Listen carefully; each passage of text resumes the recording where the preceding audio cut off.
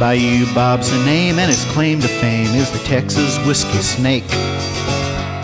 That viper wine, when aged sometime, will kill your body aches.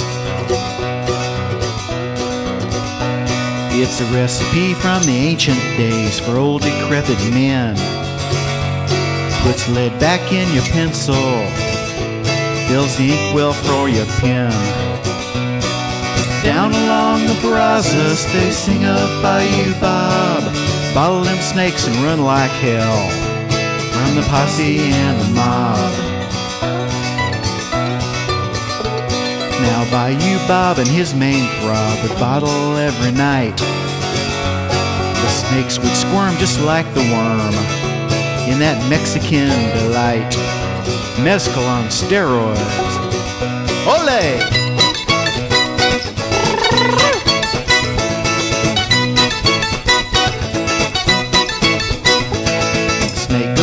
The cap goes on, sealed with candle wax. A big old slew of serpent brew. Just sit back and relax. Down along the Brazos they sing of Bayou Bob, bottle them snakes and run like hell from the posse and the mob.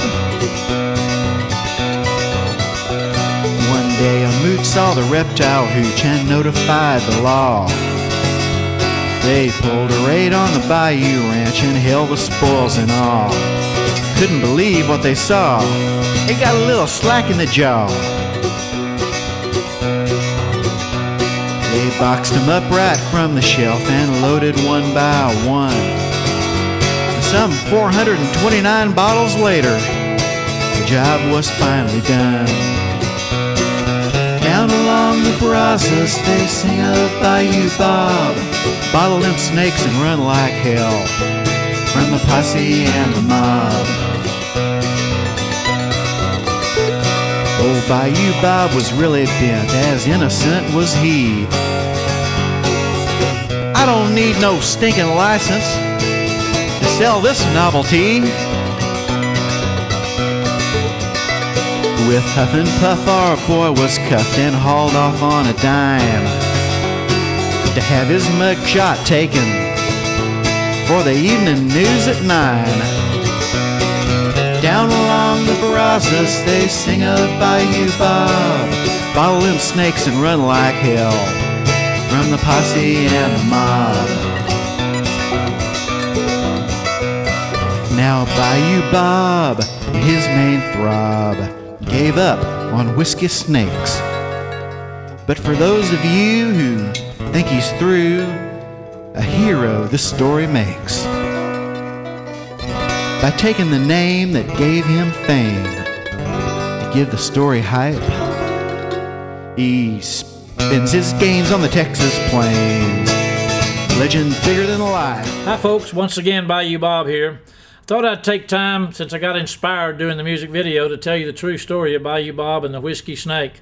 Sometimes it turned out to be whiskey snake blues, but I own a rattlesnake ranch. I raise snakes, I raise turtles and many other reptiles, and I have many Asian customers. For many years, maybe 40 years, I've made a whiskey snake novelty item for the Asian customers that I have. They think of it in the ancient spirit days as being an elixir, a tonic, vitality and durability, often translated into being an aphrodisiac. But the bottom line is I provided it as a customer relations thing. Usually gave it away to customers who spent money buying some of the other product I make for the Asian population. Anyway, as they say in there, some mooches came by. They were animal rights extremists. They came in here posing as tourists. They took a lot of pictures. They went back to their club meeting and showed everybody the pictures, and they're looking for something in the background that they can turn Bayou Bob in for. And sure enough, after several agencies came out, the Alcoholic Beverage Commission came out, and they said, hey, you're selling alcohol in a non-regulated area. It's a dry area, and you don't have a license. And I argued that it's not a beverage, but that didn't do anything right then. Anyway, had to go to court.